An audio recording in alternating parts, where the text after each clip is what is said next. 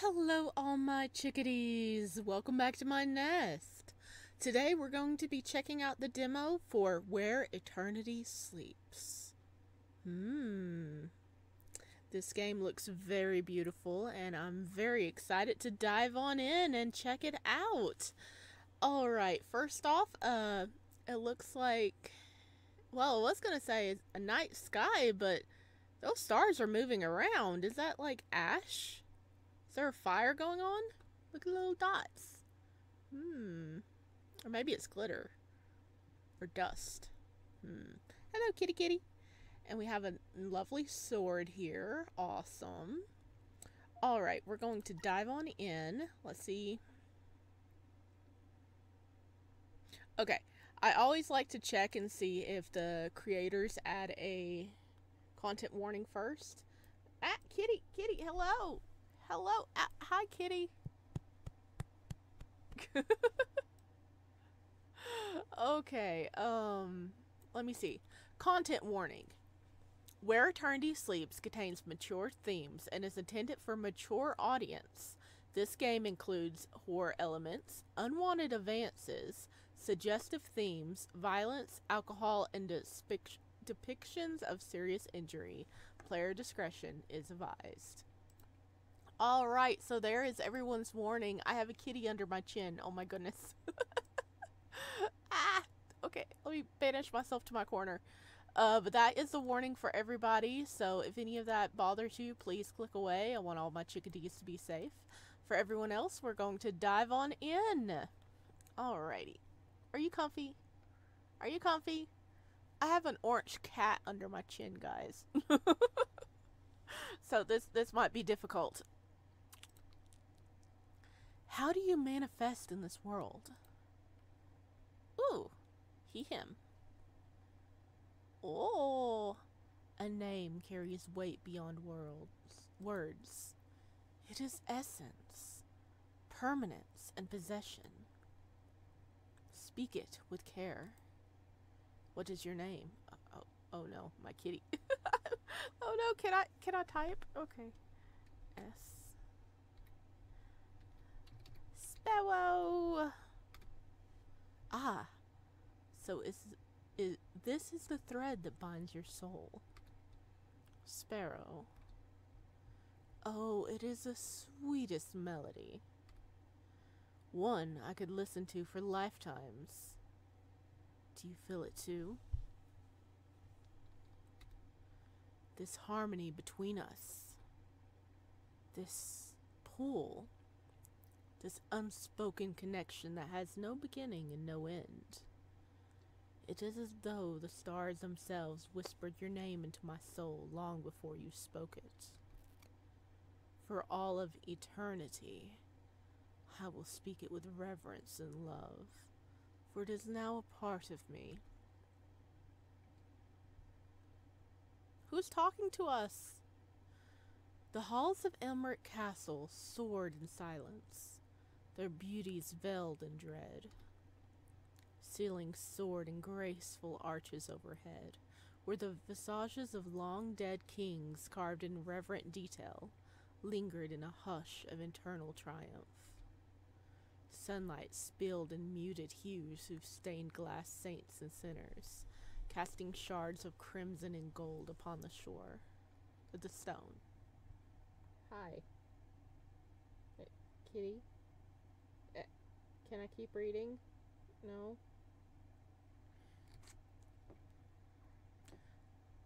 You move through the silence, each step measured. The castle walls, once bursting with courtiers and lively with laughter, now seemed to press inward, heavy with silence. The throne room lay ahead, its grand double doors standing sentinel.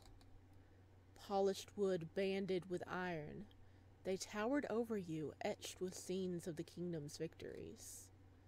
For a moment, you hesitate before them, your hand hovering just shy of the cold metal ring that served as a handle.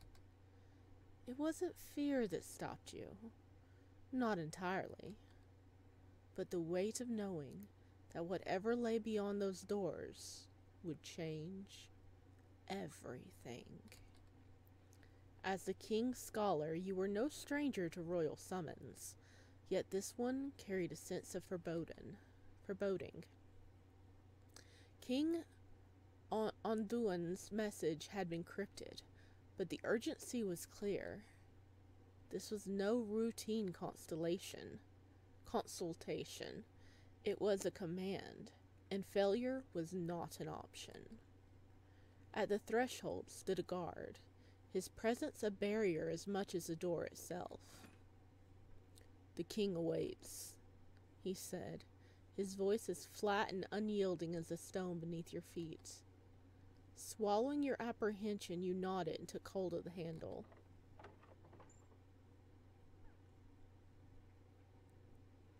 The door groaned as it swung open, revealing the throne room beyond. Chandeliers hung high above, their countless candles flickering in defiance of the somber atmosphere. Marble tiles glistened softly beneath the muted light, their quiet beauty heightening the disquiet that gripped you. "Hello! Hello, King Aduan. Hello!" He's so pretty.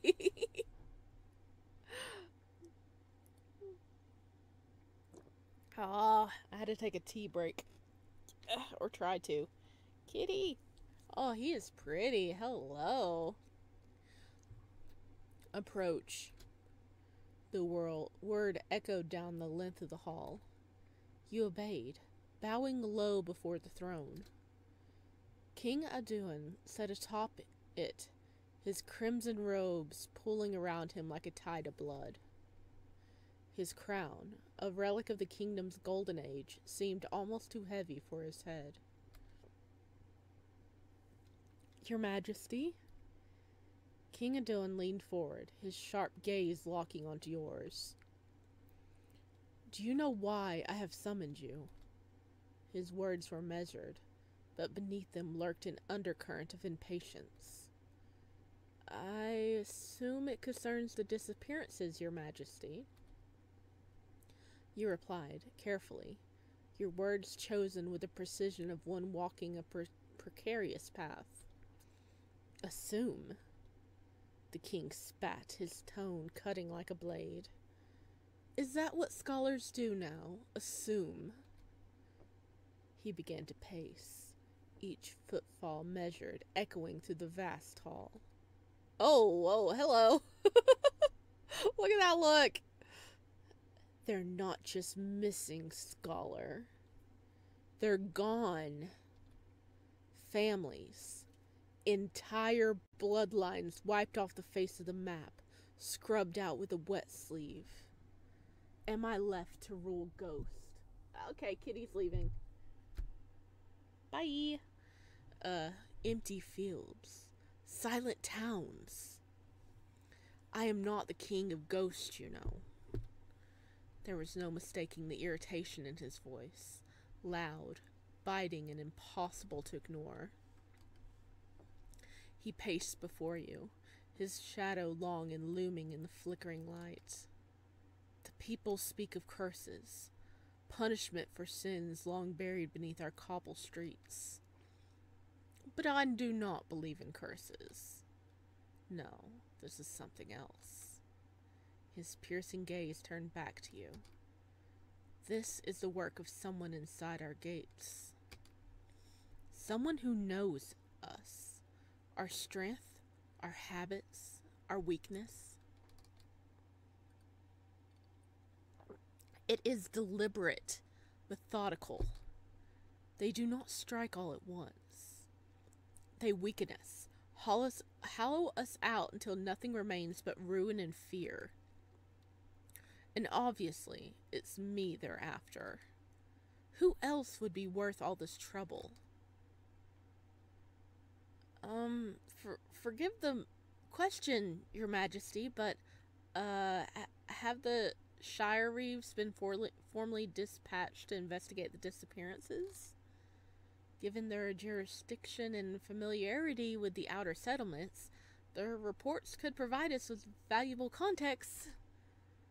King Adon gave you a look so dry it could parch ink. Deployed, yes. Ages ago in royal time, which is apparently 5 days before they decide to ghost the entire kingdom. He waved a hand in the air, theatrically annoyed. Vanished. Poof. Not a scrap of parchment or dramatic monologue left behind. I sent scouts. I sent messengers. I even sent the cavalry, for heaven's sake. Do you know how hard it is to lose an entire cavalry? So unless they're composing a very long letter from the afterlife, I'd say they joined the list. Frankly, I'm running out of people to send who aren't either dead, terrified, or terminally incompetent. He slouched in his throne, muttering with a sigh. Oh my gosh, people are just disappearing left and right. An entire cavalry disappeared? What the heck? What the heck is happening? No wonder he's a little irritated. He's like, everyone is vanishing. So tell me, scholar, since you're so clever, what would you call it? The room held its breath, still and strained, as if the very air were a blade pressed to the throat of silence. You said nothing. Could say nothing. His words left you questioning, your thoughts unclear. There was no answer. No name you could give it. No logic you could stick to it. Only silence. It had started quietly, a single face missing from the marketplace. A lone farmhouse left to rot under sun and rain. Then another. And another.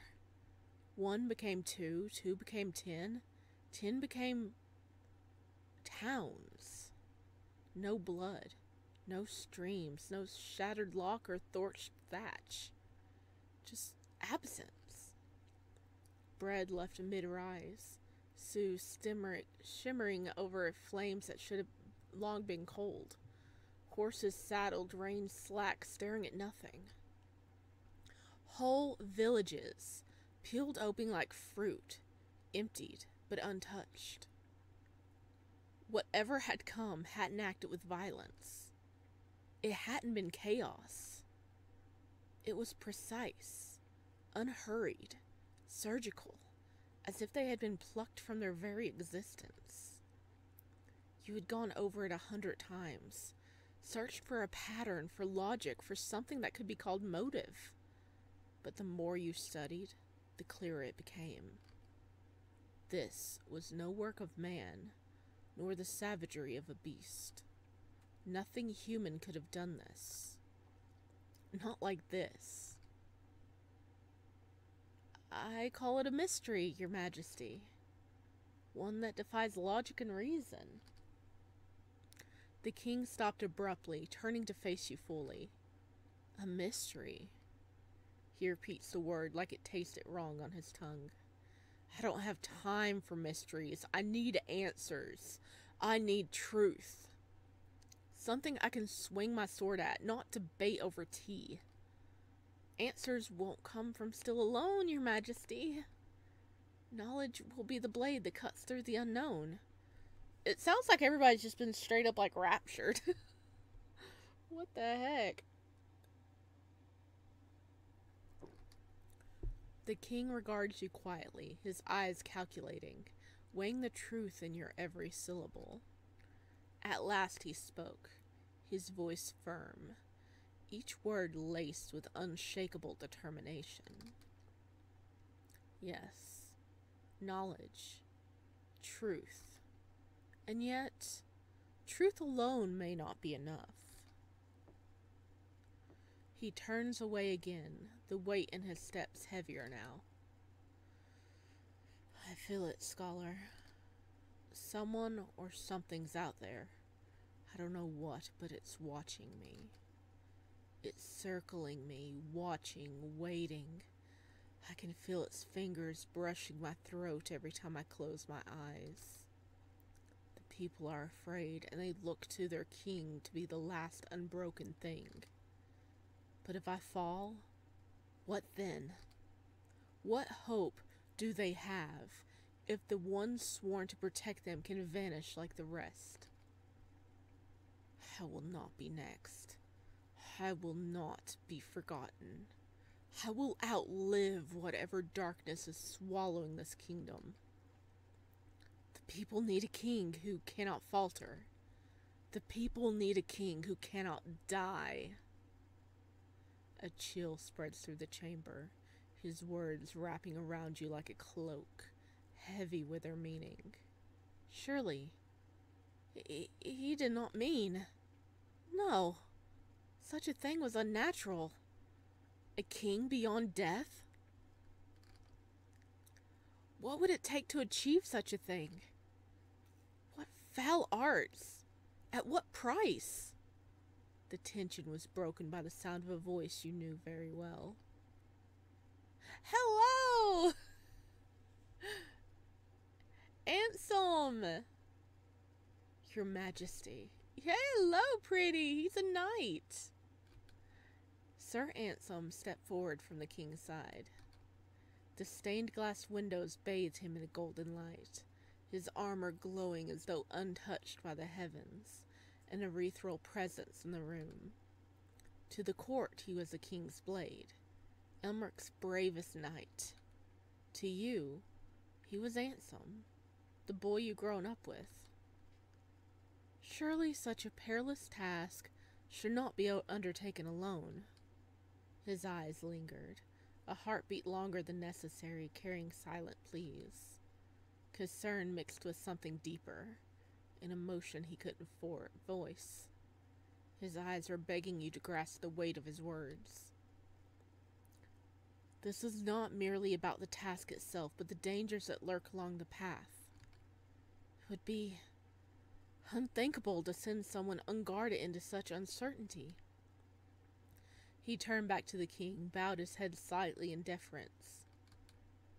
I will accompany the scholar, your majesty. He's our childhood friend, so he's just like, aka, not wanting nothing to happen to us. He's like, yeah, I'll accompany the scholar. Yeah, it's like, I'm not letting nothing happen to them.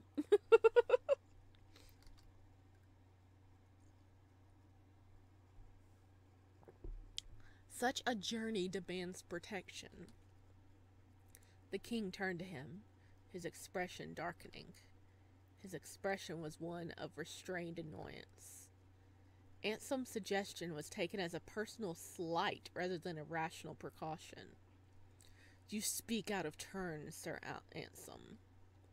Ansem straightened but held his ground. I only speak out of duty, sire. The scholar's safety is paramount. A safe return is necessary for success. The king's gaze hardened. And who will guard the crown while you play escort? The king snapped, his frustration spilling into his words. You are my sword, my shield. If the shadows come for me, who will stand at my side?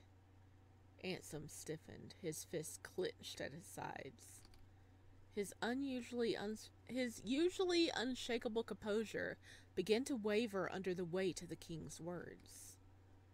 The kingdom's survival, Ansem began, his voice tinged with restrained urgency, every word a carefully measured plea, begins with its king. The monarch interrupted sharply, his tone carrying the weight of finality. He stepped forward with a deliberate authority, his crimson robes billowing faintly with emotion. His eyes bore into Ansem's, unyielding and expectant, daring him to push further. The tension was palatable, the silence that followed heavy with unspoken challenges. No, Ansem, you will remain here. The scholar must go alone.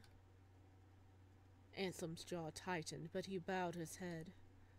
As you wish, sire, he said finally, though his voice betrayed his frustration. The king turned his attention back to you. The kingdom falters under this shadow. Our people cry out for help, for assurance that their king will protect them. And to protect them, I must endure. I must be invincible, eternal. You look unhinged, bud. Do we need an eternal, unhinged king? I don't. I'm not sure on that. Invincibility. Eternity. These were no simple matters of science or study. They were the stuff of myths, of fables. Yet the way King Undone spoke of it, as if it was only logical solution, it made it clear that his true concern was not the kingdom. It was himself. Your Majesty. Finally, you forced yourself to respond, your voice steady but cautious. The task you ask of me, it ventures into the realm of legends and impossibility. The king's lip pressed into a thin line, his gaze narrowing. Then venture there. Seek answers where mortals dare not tread. Are you not Sparrow, the seeker of truths? I mean, that's a nice title. I like that title. You are the kingdom's brightest mind. Prove yourself worthy of that title. Or do not return at all. The threat in his words were unmistakable, even as he couched it in the guise of the royal expectation. Failure was not an option, but neither was open defiance. You bowed low, your voice steady even as nerves tightened within you. I will do as you command, your Majesty. As the king dismissed you with a wave of his hand, your gaze briefly met Ansem's. Though he was bound by duty, his concern for you was palatable, a silent plea that seemed to stretch across the space between you. The heavy doors groaned shut behind you, sealing you into an inescapable path.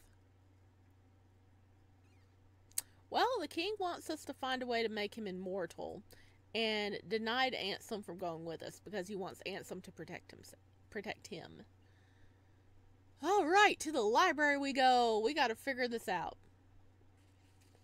But do we want to? The Library of Royal Archives stood as a solemn fortress of knowledge, its towering shelves brimming with the wisdom of centuries. The air carried the faint scent of aged parchment and wax, a solemn testament to the countless scholars who had sought wisdom within these hollowed halls. Stained glass windows high above filtered the moonlight into kaleidoscopic hues. Dust motes danced in the beams, drifting lazily, untouched by time. This was a sanctuary of knowledge, a place where the height of history pressed upon every surface. Yet tonight, it felt anything but serene. Your task hung over you, making the tranquil silence feel oppressively heavy. You sat at the carved oak desk, quill in hand, surrounded by a stack of parchment and books older than the kingdom itself. You prepared to confront the exclusive subject of immortality. The answers you sought might have been buried in these pages, or they might not exist at all.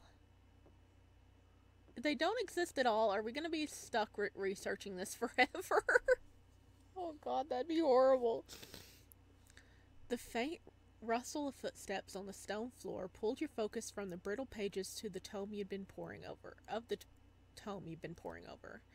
Expecting a castle attendant, you looked up and froze.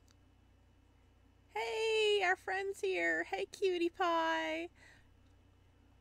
Standing in the entrance was Ansem, the weight of his usual armor conspicuously absent. Maybe he's off. Maybe he's off duty. He wore a simple tunic, the fabric cinched at the waist by a plain leather belt. It was a rare sight to see him without his imposing metal shell. One few ever had the chance to witness. And yet, there was something strangely comforting about seeing him like this. A quiet reminder that beneath this steel and duty, he was still just a man. "Ansem," you said, surprise rising from your seat. "What are you doing here? Shouldn't you be on duty?" He took a few hesitant steps into the room, his eyes scanning the space to ensure no one else was present. He's always in the mindset. He may be off duty, but he's always in the mindset to look around for danger, so he's scanning the room. "I've done enough standing around for one day. And besides, the king is safe enough for the night. But you..." He trailed off. His blue eyes were clouded with worry. "I needed to see you." His hand brushed over the back of a nearby chair, but he didn't sit. Instead, he lingered a few feet away, unsure of his welcome. You sighed, setting your quill aside. "You shouldn't be here. If the king finds out..." "Let him." Ansem cut you off, stepping closer. "I appreciate your concern, but you and I both know the consequences of defying the king's orders. If he knows you're here, it will raise questions neither of us can afford to answer." "Damn the consequences!" Ansem snapped, his sudden burst of frustration startling you. He ran his hand through his hair, pacing in front of the desk. "You're poring over dusty books, preparing for a journey that no one alone should have to take." "Hello, Kitty. Hello, Kitty." Okay, Kitty's on the shoulder. He's ready to help me record. Good kitty. "And I'm supposed to stand idly by? How can you ask that of me?" "Because I have no choice," you said firmly, though your voice wavered. "You're familiar with the king's ways. If you disobey him, I'll be branded a traitor." "Where are you going?" "Okay, you were here for 5 seconds. Okay." Well, Kitty joined us for a minute. Okay, and he's going to get some num-nums. Ansem finished bitterly. "Yeah, I know. Yes, I know. The king may command my service, but my loyalty belongs to the one who truly matters to me. You." Oh, look at that blush. Oh, I think our childhood friend has a crush on us. His words were like a stone thrown into still water, rippling through your thoughts and catching your breath in its wake. He rarely spoke so plainly, his emotions always tempered by duty. Now, stripped of his armor and titles, he stood before you not as a knight, but as the boy who had always been by your side. The boy who once stepped between you and danger, who believed in you when you couldn't believe in yourself. "Handsome," you began, but he shook his head. "Sparrow, you're brilliant. The brightest mind this kingdom has ever seen. But brilliance does not stop blades or ward off beasts. You think I do not know the danger you'll face? I've seen what the world can do to those who travel alone. I know the risk. But trust me, Ansem, I can handle this." "Can we, though? Can we, though? I don't think we're, as proficient with a sword as our friend here. No one can do this alone. Not even you," he said bluntly, his eyes locking in onto yours. "Maybe not," you admit softly, almost afraid to be heard. "But I must. If you come with me, the king will know. He'll be the end of us. He'll punish us both, and I can't let that happen. The king's punishment means nothing to me. Failing to protect you would be a wound deeper than any blade could match. My life is yours to spend if it keeps you from harm." You shook your head. the weight of your resolve pressing down on you. Oh, he's willing to die to protect us. Oh, sweetie. How did you become a knight? Were you bullied into it? What? Because being a knight means you have to like pledge your life and your service and complete obedience to the king, and he's sitting here like, nah.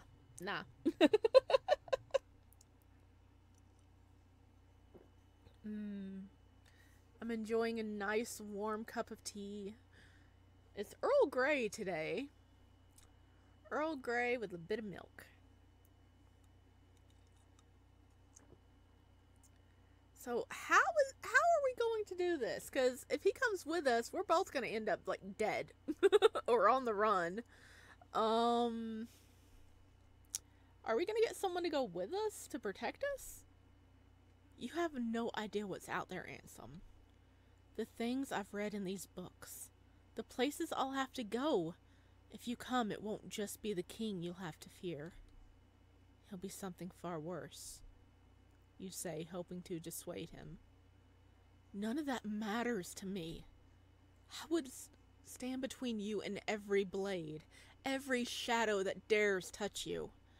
I would face it all, without hesitation, without fear, because your safety means more to me than my own life ever could. If pain must be felt, let it be mine. Even if it takes every piece of me, I would give it all just to see you at peace. As long as I live, every breath is yours. So long as my heart beats, it beats only to keep you safe. Not because I must, but no matter the cost, I'll always reach for you. His throat tightened, struggling against the overwhelming tide of emotions starting to break free. Please, Sparrow. Let me protect you. For a moment, the room felt unbearably quiet. The only sound, the faint crackle of the torches along the walls. Handsome. I can't. I can't let you throw your life away from me. Ansem's shoulders slumped, his eyes breaking away as if seeking refuge elsewhere. Then promise me one thing. What? Promise me you'll come back. No matter what happens, no matter what you face, promise me you'll return. You hesitated, the weight of the promise threatening to crush you. I'll try. No. Not try. Promise me. You look into his eyes, searching for the right words. I promise. You said at last, though your chest ached with uncertainty. Ansem released a steady breath, the stiffness in his body easing. Good. That's all I needed to hear. He lingered for a moment longer, his hand twitching, yearning to reach for you again. But then he stepped back, the mask of composure returning to his face. Be careful, Sparrow, he said simply before turning and walking away, his retreating figure swallowed by the shadows of the archive. You stood there for a long moment, staring at the spot where he had been. The ache in your chest deepened, but you pushed it aside, turning back to your books. There was no room for doubt now. The journey ahead would demand every ounce of your focus, and every piece of your heart. Oh, he loves us. Oh, baby. After days of tireless searching, your body ached, and your mind felt like it teetered on the edge of exhaustion. The faint glow of the lantern cast long, flickering shadows across the forgotten stone walls. The quiet hum of the archives was a relentless companion, a monotonous drone that pressed into your thoughts as you shifted through the brittle text and fragmented sculptures. Scripture spoke of mythical armors, potions brewed under rare moons, and gods whose blessings demand unimaginable sacrifices. None of it felt concrete, None of it felt real. The deeper you dug, the more the legends seemed to lie, like lies spun to ensnare the desperate. Then, as your fingers brushed the edge of yet another meaningless text, the air shifted. The lantern's flame flickered wildly as if caught in a sudden gust, though the room remained deathly still. Before the light could steady, something sharp jabbed into your palm. "What? How?" you hissed, drawing back. Your fingers came away smeared with blood. There, beneath where your hand had rested, the stone seemed to drink the droplets greedily. You stare, heart hammering, as lines of crimson crept into the cracks, forming a spiral pattern across the surface. The markings pulsed faintly like veins under skin. And then, without warning, the stone beneath your feet gave way. You stumbled backwards, clutching the edges of the surrounding floor to stop your fall. Below you, the slabs shifted with a grinding groan, revealing a gaping hollow. At first, it looked like a simple pit, but as your eyes adjusted to the darkness, you realized it was more. What did we cut our palm on? We were just sitting there looking at stuff, and we suddenly cut our palm. Did some, force, come after us? Because the lantern flickered first, and there's no wind in the room, and then we cut our palm. We got stabbed. What is going on? Well, it looks like our blood caused the secret compartment to open, but who did it? Or what did it? A cavernous expanse hidden beneath the archives. Stone steps spiraled downward into the hollow, uneven and ancient, carved by hands long forgotten. With careful steps, you begin your descent. The dark descent. The hollow stretched far beyond what you could see, its edges fading into shadow. The echoes of your footfall seemed to grow louder with every step, until it felt as if the hollow itself was amplifying your presence. The faint glint of moisture clung to the jagged rock walls, and the air carried a damp metallic tang that pricked at your senses. In the suffocating darkness below, a subtle thrum pulsed in time with your heartbeat. In the center of the hollow lay a pedestal, cradling something wrapped in decayed fabric. When you finally reached the pedestal, the object within revealed itself. A scroll, bound with what looked like sinew instead of cord. As you unroll it with care, the symbols inscribed on the parchment seemed to shiver faintly. The text was written in a language long forgotten by the world, its characters curving and weaving in intricate, almost hypnotic patterns. Your eyes skimmed over the cryptic text, desperately trying to pull meaning from the tangle of curves and slashes. Resources on this ancient script was scarce, almost non-existent. Few had ever seen such markings, let alone understood them. Your exposure to this forgotten language was painfully limited, yet somehow you managed to decipher fleeting fragments. Rethus, Arthol, Viel, Nor Ash, endless, without birth or death. The rest defied you. A wall of mystery reinforced by the erosion of time. It was as though the text itself resisted comprehension, its secrets cloaked in layers of deliberate obfuscation and centuries of decay. Yet, despite the near impossibility of decoding it, you knew someone who might help. A scribe whose expertise in ancient tongues bordered on obsession. Renowned for traveling cryptic texts thought impossible to decipher.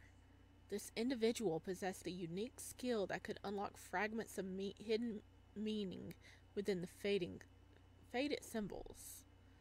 However, even such expertise had its limits. You couldn't ignore the possibility that the script contained knowledge forever lost to the ages. The weight of the scroll felt heavy in your hands. Its presence felt wrong, unsettling. It didn't belong to this world anymore, and yet it had found its way to you. With reverent hands, you coaxed the worn parchment into its torn bindings. For now, it would remain in your possession. Whatever secrets it held, whatever truths had been lost to time, you would uncover them. As you turned to leave, a faint gust of air exhaled from the hollow itself, brushing past your neck.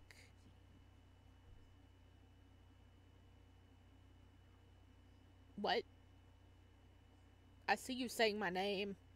I see my name. A shiver ran down your spine as a whisper touched your neck. Soft, sorrowful, and far too close. It scared you. The scroll remained firmly in hand, and the decision to leave this haunted hollow was made without hesitation. The answers would come, but you couldn't shake the feeling that they would demand more than you were ready to give. Whew. Something's watching us. Is it like a person who's immortal but has gone to the part that their body has decayed, so they're just immortally like a spirit? The scroll sat snugly on the bottom of your pack, wrapped in cloth to shield it from the elements. Around it you had packed only the essentials: dried rations, a flask of water, a hunting knife, and a few light cooking utensils, just enough to prepare basic meals over a fire.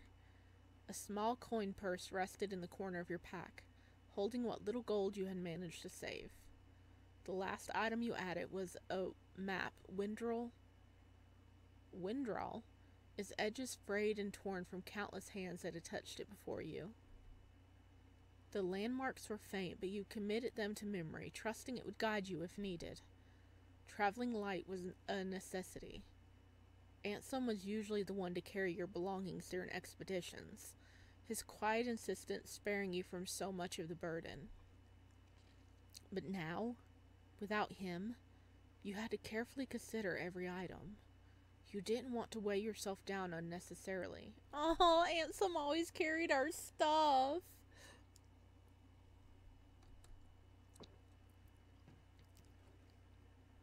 The morning air was sharp and cool as you neared the kingdom's gates, their lowering iron structure endured with ancient protective ruins.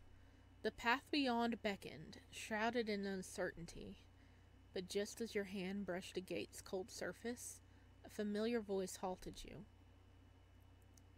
Hello! Hello! He came to see us off. Oh my gosh, you're so fluffy. He's so fluffy. You look heavenly against that sky. Oh, hi. He's so pretty. I love him. Leaving so soon? You turned sharply, your heart skipping a beat. There, standing just a few paces away, was Ansem. His knight's armor caught the pale light of dawn, polished to a mirror sheen. Though polished and proud, the armor seemed almost at odds with the worry etched across his face. A royal knight bound to the king's side, Ansem rarely had the luxury of tending to matters outside the castle walls. Yet here he was. Where are you heading? He asked, his eyes falling to the pack slung over your shoulder. To the blind forest. Oh, he didn't like that. His reaction was instant. His calm facade vanished, replaced by an expression of alarm. His hand instinctively brushed the hilt of his sword, as though he might shield you from the very idea. The blind forest? That cursed place? Why would you set foot there, of all places? Because I have to, Ansem. There's someone I need to find. Ansem's hand fell away from his sword, but the worry remained. Who? Miram. The name hung in the air like a blade unsheathed. A flicker of unease passed across his expression. Miram? Merum the outcast? He paused, his voice taking on a note of disbelief. You mean the one they say whispers to shadows and scribbles madness onto paper? Some even claim she's cursed. You felt your chest tighten at his words, a rush of anger surging through you. She's not cursed, you shot back, your voice rising. She's brilliant, and more than that, she's my friend. Ansem's jaw clenched as he searched your face, his disbelief slowly turning into a resigned sigh. I'm sorry. I didn't mean to insult her. The story's about her. About that place. None of it ends well. Your heart pounded in your chest, the familiar sting of offense creeping up your throat. She's not a monster, Ansem. She's the only one who can help me. He sighed, a look of frustration and concern painting his features. I won't lie to you. I'm worried. Before he could say more, the sound of hurried footsteps drew your attention. A royal guard approached, bowing deeply. Sir Ansem, the king summoned you at once. Of course he summoned us. He wants to make sure we're not sneaking off. Of course he summoned him. They wants to make sure he's not sneaking off with us. Ansem uttered a curse under his breath. He cast an apologetic look your way. Wait. Without another word, he reached beneath his armor, his fingers brushing against something hidden beneath the metal.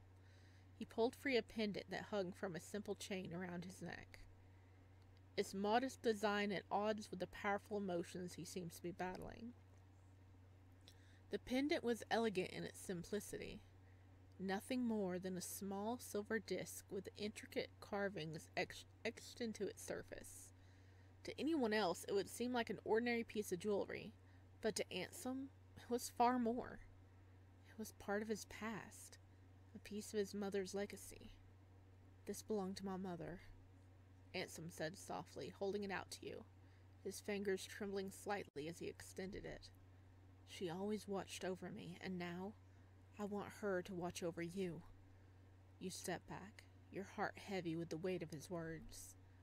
Ansem, no, I can't take that. It's too important to you. It is important, he insisted, his voice resolute. That's why it belongs with you. Oh. Our first decision. Okay,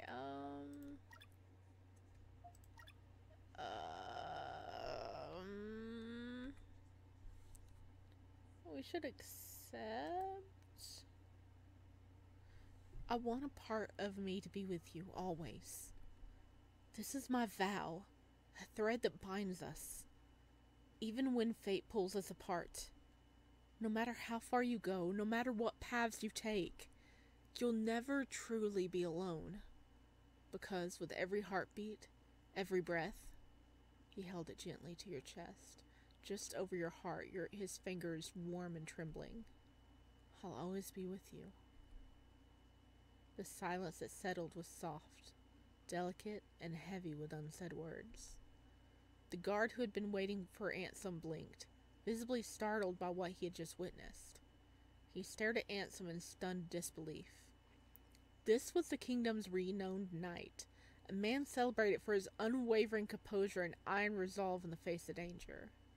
He who stood like a fortress to all, now flickered with something fragile, like a flame behind glass. Ansem, suddenly aware of the guard's gaze, cleared his throat, a nervous tick betraying his flustered state as he tried to disguise the pink coloring his cheeks.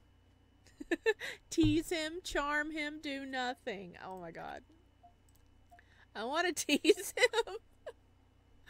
Oh, should we charm him though? I kind of want to tease him.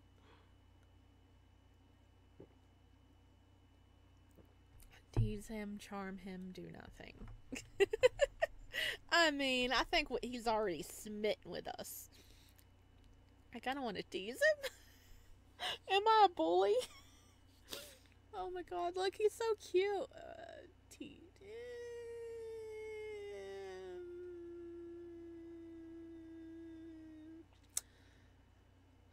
We should probably charm him, but my knee-jerk reaction is to tease him, so I want to tease him. Oh, look at you, blushing like a bashful maiden. Should I fetch you a handkerchief, Sir Ansem? A strangled noise came from the guard, somewhere between a cough and a laugh. He quickly covered his mouth, but it was too late. Uh-oh. Ansem turned a slow, withering gaze towards the guard, who immediately found the stone wall very interesting. Ansem's attempt at a rebuttal fell silent, his jaw moving without a sound. His ears, however, burned a traitorous red, glowing like embers beneath his tousled hair.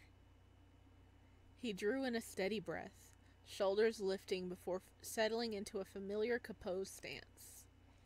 He met your gaze once more, and in a place of shyness there bloomed something earnest.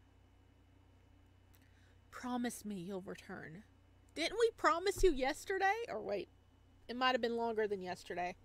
But didn't we already promise you?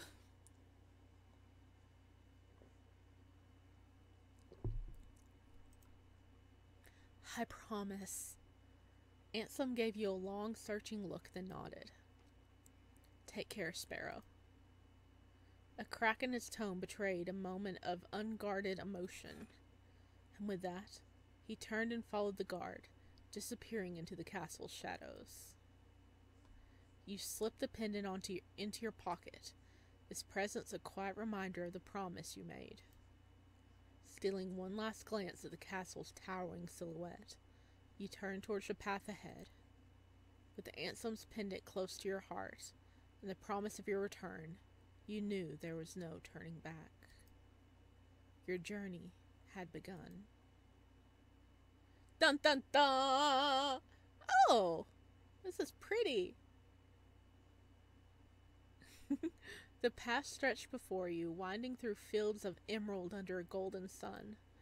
The sunlight bathed the world in a honeyed glow, turning every blade of grass into a shimmering thread.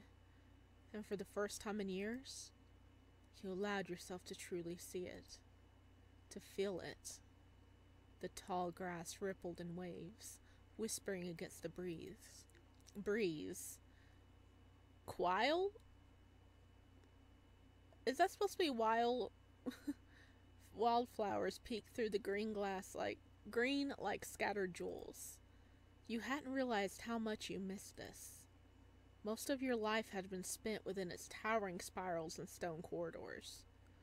Buried in studies or council meetings, your hands ink-stained from maps and treaties. Even the expeditions outside the kingdom were merely extensions of your work. But here, now, standing in the sea of green, that is pretty. That is really pretty. You could almost feel the world breathing again. You could almost feel yourself breathing again. The grass danced in the breeze, whispering against your fingertips. The sun bathed your skin in its gentle heat, a tender reminder of its presence.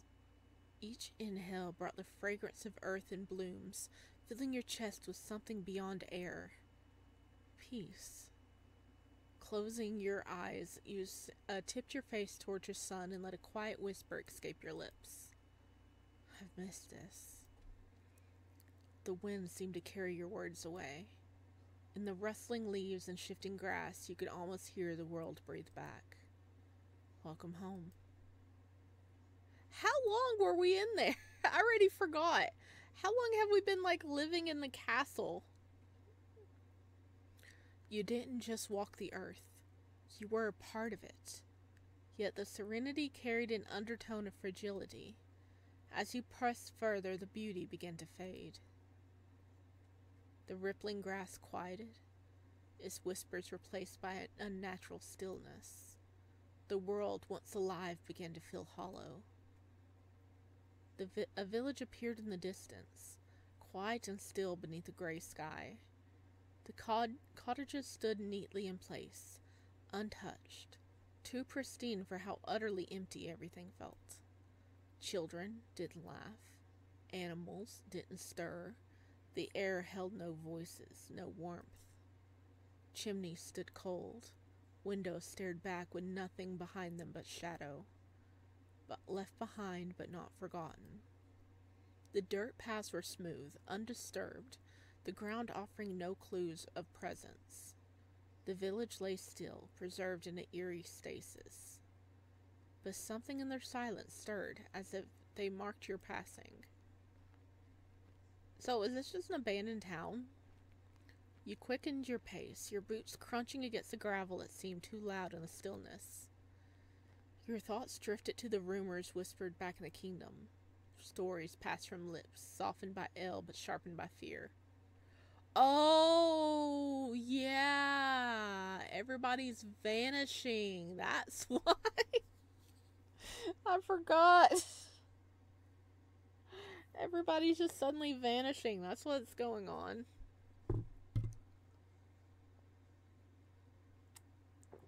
Dang. Of all the tales, one lingered in your mind. It sang where the stars won't gleam, a thread of sorrow in a dream. It touched the walls, then brushed the skin, and called something deep within. It cried in chords the heart could feel, a mourning none could quite conceal. One by one they left the light, to drown in grief beyond the night.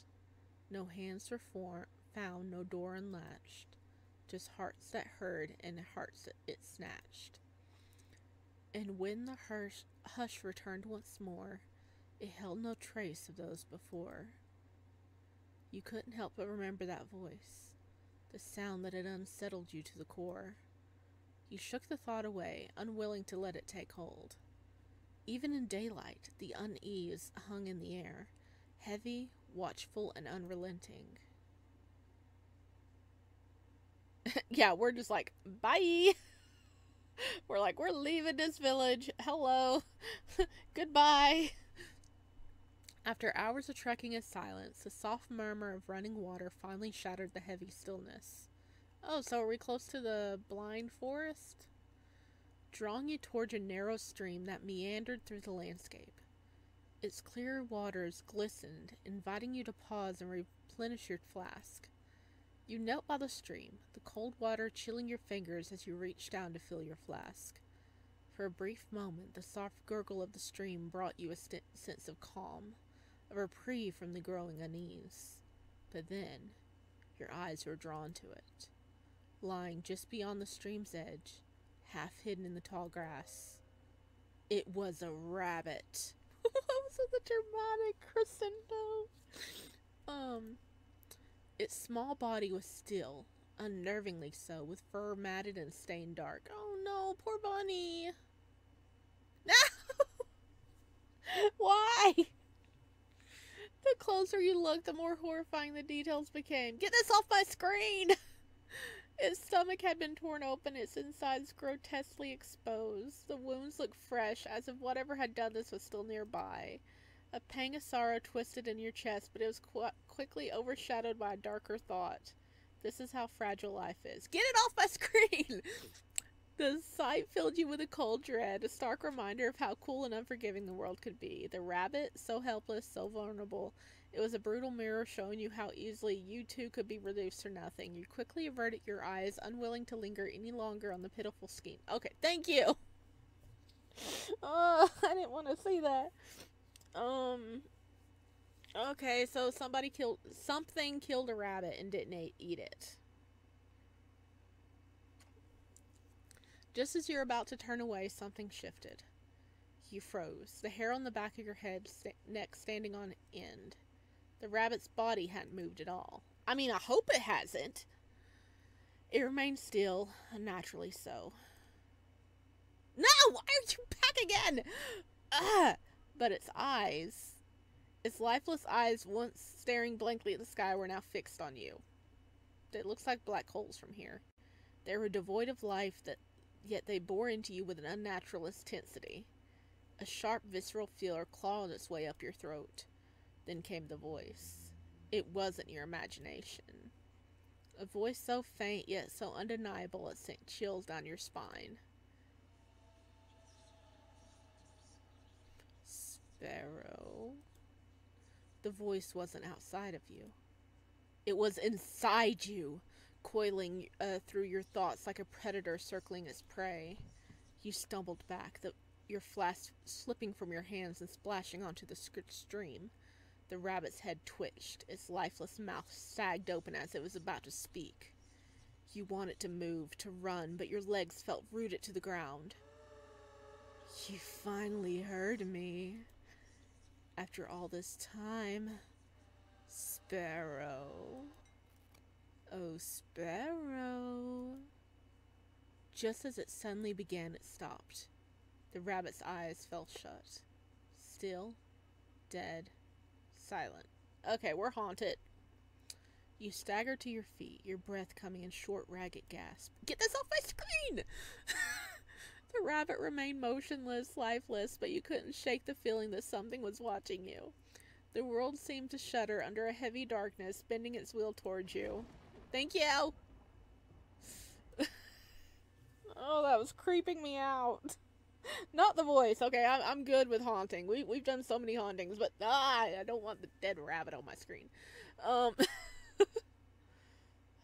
Okay, I'm betting this is the same thing we encountered in like the library or archives or whatever it was called. Ooh, rain. Plenty of rain. This is gonna be miserable. When you're out traveling, you don't want to be covered in rain. Ow.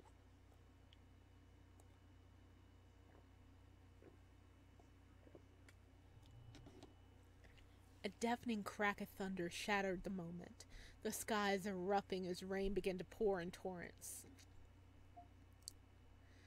The storm seemed to erupt out of nowhere, drenching you in seconds. You jerked upright, adrenaline coursing through your veins. You snatched up your flask with trembling hands, stuffing it into your pack before turning on your heel. But even as you left the stream behind, the voice lingered in your mind. Its sinister echo clinging to your thoughts like a shadow you couldn't shake. The rain didn't just soak you. It clawed at your skin, seeping through every layer of fabric, determined to pull you under. Each step felt heavier than your last, your boots sinking into the muck of the sodden ground. Oh, a city! There's a light over at the Frankenstein place. I gotta rewatch that now. Through the chaos, a faint glimmer of light appeared, waving like a mirage. You squinted through the rain as the glow resolved itself into the outline of the town. The tavern caught your eye in the distance. Its crooked sign swung violently above the warped door, creaking under the storm's fury. The promise of shelter drew you forward, your feet moving instinctively. When you finally made it to the tavern, it wasn't safety that welcomed you. Just the dull acceptance that anything was better than being out in the storm. The door creaked on its rusty hinges as you pushed it open, and a wave of heat and muffled voices spilled out to meet you. You stepped inside, dripping water onto the warped floorboards, the door slamming shut behind you with a gust of wind. A deathly hush fell over the tavern, making you tremble.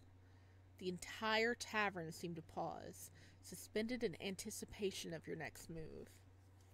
Eyes flicked your way, sizing you up before quickly darting back to their drinks. Whatever fragile sense of safety the tavern offered, it came with an edge, sharp and unwelcoming.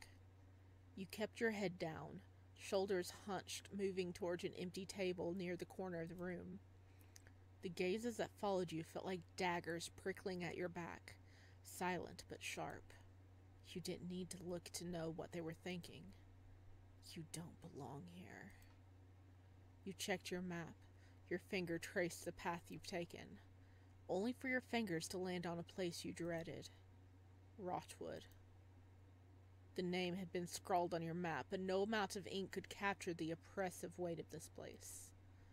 I mean, Rotwood doesn't sound very friendly anyway. Lying on the outskirts of the eastern forest, it had become a haven for those the world had spat out. Bandits, poachers, and outlaws. Of course, we stumble into like the worst place. Not because it was safe, but because here, the strong ruled and the weak learned to disappear.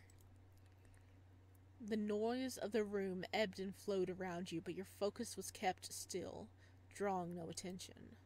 Your hand twitched towards your map again, but you stopped yourself. It was better not to look lost. Are you lost, little lamb? Nope. Nope, we good. We know exactly where we are. The voice startled you, low and honeyed with a sly undertone that immediately put you on edge. You look up to find a man standing over you, his grin sharp and his eyes sharper. Hello! Never mind, we are very lost. Yeah, we are so lost. Can you help us, Clyde? Yeah, where's the nearest room? Do you know where that is? Can you show us? Okay. Look at his... Oh, does he have purple eyes or is that red eyes? Oh, look at... He has long hair. Look at that sly man. Oh, he's pretty. Name's Clyde, he said, sliding into the seat across you without invitation. His smile widened as he propped an elbow on the table, leaning closer. And you are?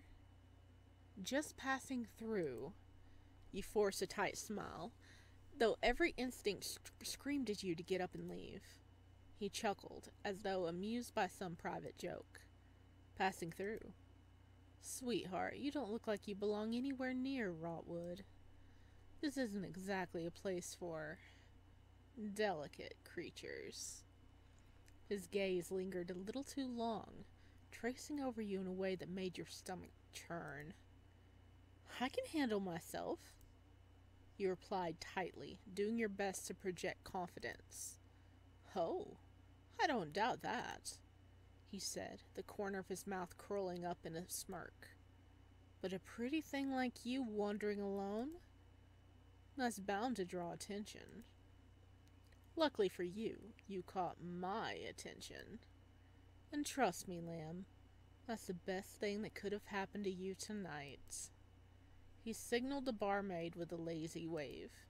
2 drinks. Something strong for my new friend here. No, thank you. Sure, 1 drink. That's not necessary.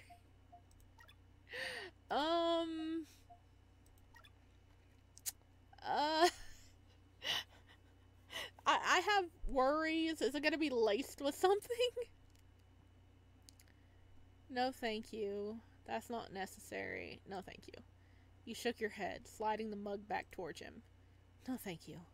Clyde's grin froze, and for a moment the air between you felt like it might snap. Okay, I messed up. I'm sorry. Oh, come on now, he said, his voice syrupy sweet, but with an edge that made the hairs on your arms stand. Don't be like that. It's just a drink from me. I don't want it. His grin stretched wider, but it didn't feel like a smile anymore. You don't want it. He leaned forward, elbows resting on the table, and you could feel the weight of his gaze pinning you in place. Or you don't want it from me. You shook your head quickly, trying to keep the atmosphere from thickening any further. That's not... I didn't mean it like that. I'm not trying to make things personal, you said quickly, hoping to diffuse whatever this was turning into. Funny, it feels personal. He tilted his head, studying you like a puzzle he was itching to take apart. You sit here, all quiet and polite, like you're too good to share a drink with me. Like you're too good for this place. Too good for people like me. That's not it. You swallowed hard, keeping your voice calm and measured. I don't drink, that's all. You forced a polite smile, your fingers curling tightly around the fabric of your cloak under the table, hidden from view. Clyde chuckled low in his throat, the kind of sound that seeps under your skin. That's it, huh? Little lamb doesn't drink. You nod it firmly, masking the storm of nerves brewing within you. Or you just don't trust me. I mean, we did meet you like 2 seconds ago, buddy. Okay? And we are in Rotwood, so yeah, I might not trust you. Afraid I might put something in your cup? Yeah. He leaned in closer, his breath warm and unsettlingly intimate against your skin. You think I need to? Darling, if I wanted you under my thumb, I wouldn't need tricks. I think I'll take my leave. I'll deal with the storm, thank you very much, you said, rising from your seat, but Clyde was faster. His hand darted out, fingers wrapping around your wrist. Not tight, but firm enough that you knew he could stop you if he wanted. Sit down. His voice carried a quiet menace that rippled through you like a cold breeze. His eyes bore into yours unrelentingly and filled with a dark intensity that made it impossible to look away. I don't like it when people walk away from me. Especially when I've been nothing but nice. You hesitated, your heart thundering in your chest as you tried to calculate how far you could push him without sparkling something worse. I'm not looking for any trouble, you said carefully, easing back into your seat. Clyde's grip loosened, but his fingers lingered longer than they needed to, brushing your skin before he finally let go. Good. Because, sweetheart, trouble doesn't need an invitation. And neither do I. He leaned back, his posture deceptively relaxed, though his eyes never left yours. You don't get it, do you? He said, almost conversationally. When you walk into a place like this, someone's bound to claim you. If it's not me, it'll be someone worse. Claim me? Claim me? Claim me? What do you mean claim me? What does that entail? I need details. Clyde? Clyde, I need details. ASAP. His smile sharpened, his teeth bared in something that wasn't quite a grin. But don't worry. I've got a soft spot for little lambs who don't know any better. I can take care of myself. I think. You forced the words out, trying to sound more confident than the hammering of your pulse allowed. Clyde laughed, with just enough amusement to make it unnerving. Oh, sweetheart. His voice dropped to a murmur meant only for you. You wouldn't last a day. Wait, did that turn red? It did! Okay. But lucky for you, I'm feeling generous. His gaze dipped to your hands. Fold it tightly in your lap and then back to your face. You stick close to me, and no one will touch you. I mean, we do need a bodyguard. No one but me, of course.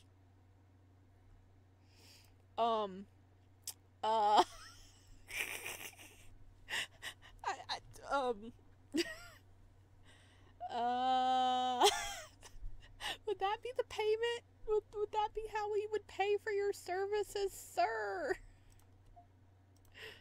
Before you could even process his words, the sharp bark of the tavern owner's voice sliced through the tense air, snapping your attention away. Clyde. The hulking man stood behind the bar, arms crossed and eyes like steel. If you're gonna cause a scene, do it outside. Clyde didn't look away from you, his grin tightening into something mean. Just having a friendly chat, old man. He draws, though the tension in his shoulders betrayed his irritation. The owner's gaze didn't waver. Now. The tavern owners, you know they've got to be like tough as nails. Because they're probably dealing with people like Clyde all day, every day. So he's just like not up for any bullshit. He's like, I don't do your moody expression on me. Go. Go. Oh. With a low hiss of breath through his teeth, Clyde pushed back from the table, his chair scraping loudly against the floor. He stood, towering over you for a moment before he leaned down, his lips brushing just close enough to make your skin prickle. Be careful now, little lamb. This place has a way of swallowing up the weak. And me? I don't like sharing. He straightened, casting one last smirk at the tavern owner before sauntering towards the door. I'm surprised he didn't drag us with him. I'm like half expecting everybody else to just be staring at us like wolves now. It slammed shut behind him, leaving the room heavy with silence.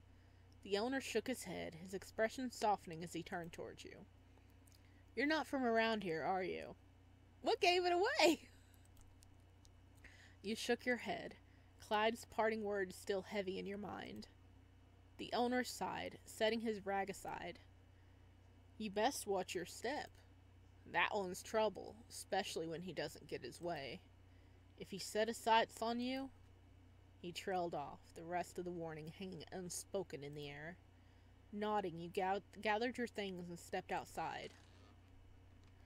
The muddy path leading away from the tavern glistened faintly under the pale moonlight, the remnants of the storm pooling in small puddles at your feet. You paused on the road, glancing back towards the faint glow of Rotwood's lanterns in the distance. The thought of staying at a nearby inn had crossed your mind. A warm bed, a roof over your head. It would have been a tempting option under different circumstances. After what happened today, the idea left a bitter taste in your mouth. Yeah, we would not be safe in an inn. 100% not. The inns were no exception, just another extension of the town's opportunistic underbelly. No, you thought, shaking your head. You tightened your cloak around you and started walking. The woods, wild and untamed as they were, felt safer than any inn in Rotwood. At least, in the forest, the threats were honest. Where's Clyde? Is Clyde gonna follow us? Or did we just avoid Clyde?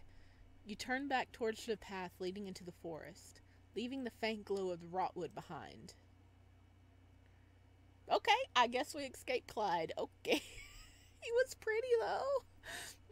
The woods welcomed you with their quiet stillness.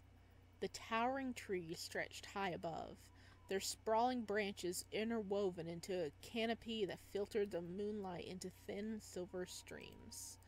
Solitude in the wilderness was far preferable to risking another moment in the place where danger wore a friendly face. After trekking through the dense underbrush and weaving between towering trees, you finally came to a small clearing. It was tucked just far away from the road to promise solitude, yet open enough to make a fire without worry. With a weary sigh, you dropped your pack, allowing the tension in your shoulders to ease. Your hands worked automatically, gathering branches and dry kindling from the forest floor. The soft crunch of leaves underfoot and the occasional snap of twigs were the only sound accompanying you in the clearing. Soon a small fire crackled to life, its flames licking the air with a warm, golden glow. The heat seeped into your chilled skin, easing some of the tension coiled in your shoulders. Shadows danced like fleeting phantoms along the edges of the clearing, their movements casting an air of mystique over the quiet forest. From your pack you pulled out a small bundle of dried vegetables, their earthly aroma faint as you measured them carefully into your palm. The small pot balanced precariously over the fire as you filled it with water, and stirred the mixture with the slow, deliberate movements. Steam rose in lazy spirals, Vanishing into the cool night air as a faint scent of cooking wafted around you. The rhythmic bubbling of the pot filled the silence, blending seamlessly with the occasional rustle of leaves stirred by the wind. Your gaze flickered towards the shadows surrounding the clearing, even as you tried to focus on the soothing repetition of stirring the soup. There was a lingering unease prickling at the edges of your awareness. Is it a wolf or is it Clyde? Something about the vast open darkness felt alive, as though the woods were watching, waiting. As the soup neared completion, a sound broke through the quiet. Okay, is that our stomach grumbling, or is Clyde nearby? He was smelling it. You froze, the wooden spoon pausing mid-stir. The noise had been a low guttural, almost too loud to be yours. You instinctively pressed a hand to your abdomen, but the sensation was absent. Listen to your gut? Our gut didn't make that noise. Our gut didn't make that noise.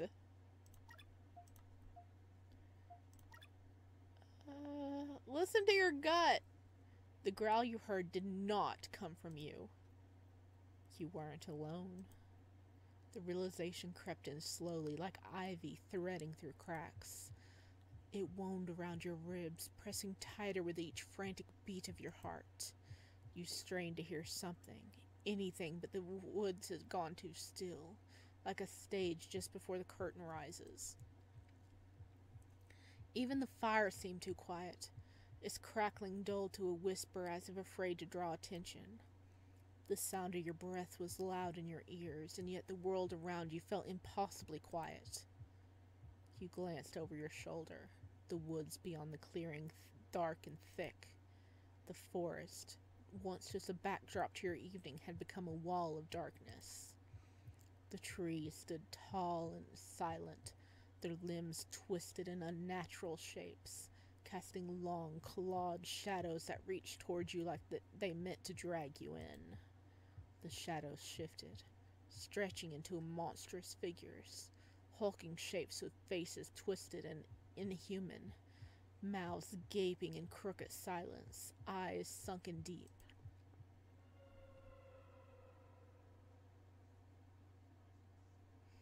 You felt them, cold, eyes unblinking, intelligent, watching. The memory of Clyde lingered like a splinter beneath your skin. His words from the tavern echoed in your mind, sharp and cold. After what happened with him, every shadow felt sharper, every sound too loud. And now, here you were, alone, or not. Every rustle in the trees, every creak of the earth beneath your feet had you tensing, waiting for the next move. Could it be him? Had he sent someone after you? Oh! Why? Handprint! A faint rustle broke through the silence, brief but sharp enough to make your skin crawl. Your hand drifted to the ground beside the fire pit, fingers closing around a nearby rock. It was heavy, uneven, its surface rough with patches of old moss. Primitive, unremarkable, but solid. Something real to hold on to. Something to brace yourself with, just in case. The soup simmering beside you, its bubbles rising and popping with quiet rhythm. The smell of herbs and root vegetables hung in the air like a ghost of comfort. Even that felt strange now. Wrong. Too warm. Too inviting. Like bait. You rose slowly, your body tense with every motion. Every muscle in your body cold tight, bracing. You stepped towards the edge of the clearing, rock gripped tight. I mean, if we throw the rock, we won't have a rock. We don't know nothing's there. If we throw the rock, we'll no longer have the rock. Right? Uh, I don't think we should throw the rock, but should we throw the rock? I mean, we're just going to throw it into the darkness. You threw the rock. It struck the ground with a dull thud. Nothing. Oh, we have more than one rock. Throw a rock. Another rock. You threw it further this time. A rustle, movement in the underbrush. You froze. Could it be an animal? You tried to reason with yourself. You grabbed the third stone, heart thudding, and threw it with more force. That was a ting. Clang. That was metal. Metal? Is it our boy? Did the knight actually follow us? The sharp ring echoed like a whisper between trees. You straightened, spine tense. That was no animal. Then another sound. Subtle but distinct. The heavy, muffled creak of armor shifting against itself. You took a step back. How strange. Bandits rarely wore metal. It said Ansem! Too noisy, too costly. They relied on speed, on shadows. They preferred leather, rags, things that let them slip through the dark unnoticed. This was something else. And yet, whoever it was, they hadn't moved towards you. Hadn't drawn their weapon. Hadn't stepped into the firelight. If they meant to strike, they had their chance. Or maybe they were watching, waiting for your guard to drop. You didn't dare convince yourself you were safe. Quietly, you knelt beside the fire.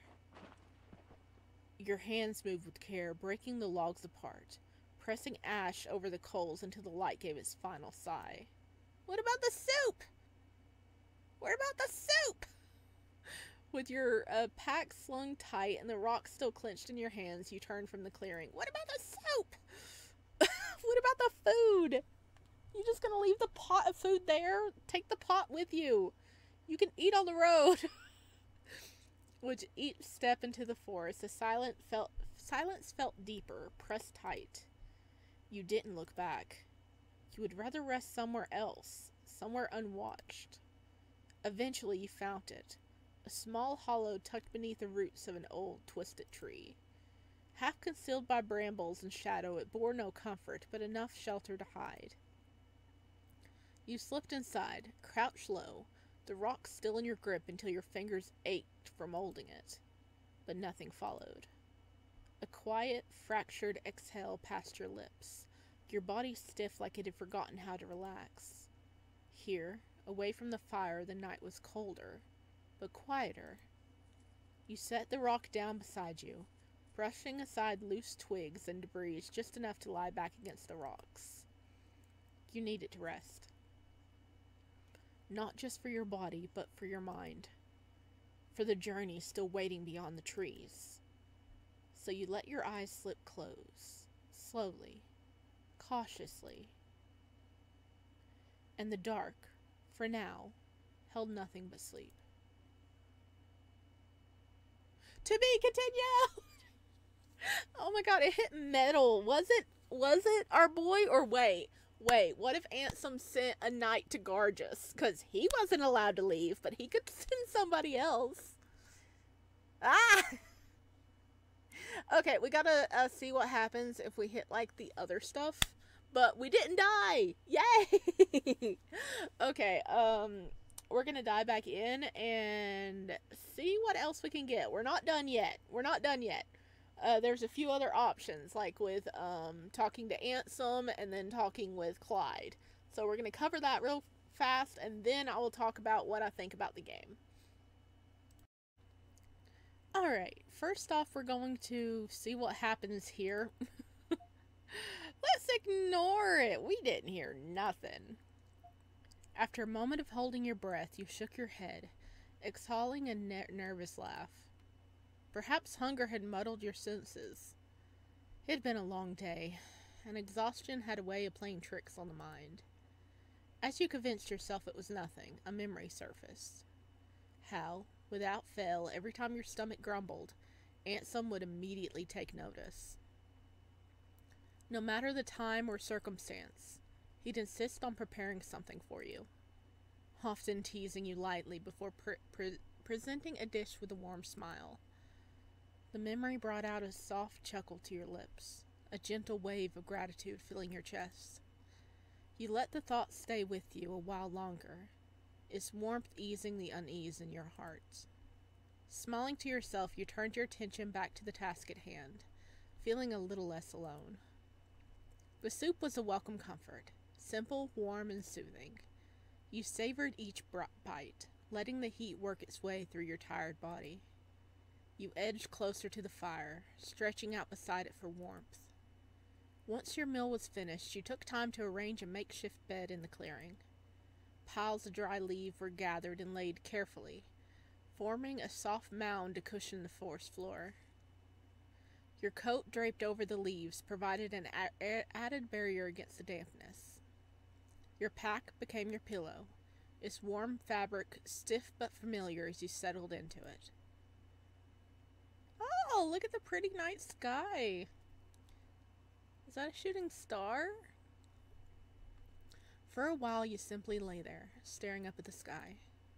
The canopy above was dotted with stars, their light breaking through the gaps in the trees like 1,000 tiny beacons. It was breathtaking. Countless stars filled the night sky, but tonight it made space just for you. Each constellation seemed to pulse faintly. You let your mind wander, imagining the stars as watchful guardians. Their steady presence a silent reassurance that, despite everything, this night would pass. Exhaustion settled over you like a heavy blanket, yet you couldn't tear your gaze away from the sky. The fire's warmth at your back and the stars' gentle glow above created a harmony that made you feel some semblance of peace. Finally, your eyelids grew heavy, the stars blurring into soft smudges of light as sleep begins to claim you. Tonight, the woods felt safer than anywhere else.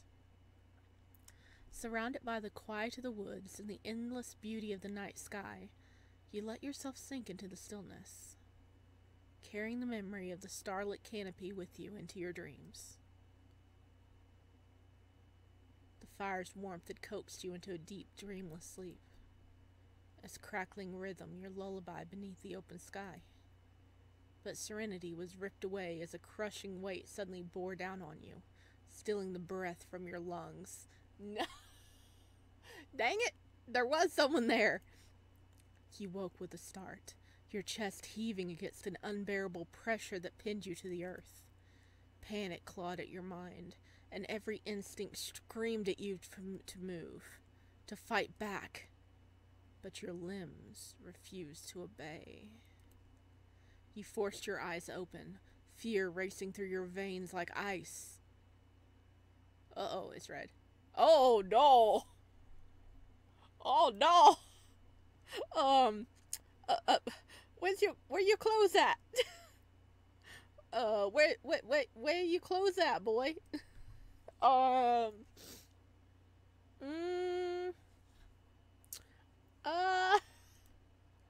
The man from the tavern hovered above you, his shadowy figure blotting out the dim flicker of firelight. His hand gripped your wrist with unrelenting strength, pressing you down as if you were a doll. No matter how much you squirmed, his weight was immovable, his dominance absolute. Look at you, squirming already. I haven't even gotten started yet, little lamb. Get off me! You spat, twisting beneath him, but the effort only made his grin grow wider. Oh, sweetheart. His knees dug mercilessly into your sides, and a sharp stab of pain shot through you, stealing the air from your lungs. Squirm all you like. You're not going anywhere.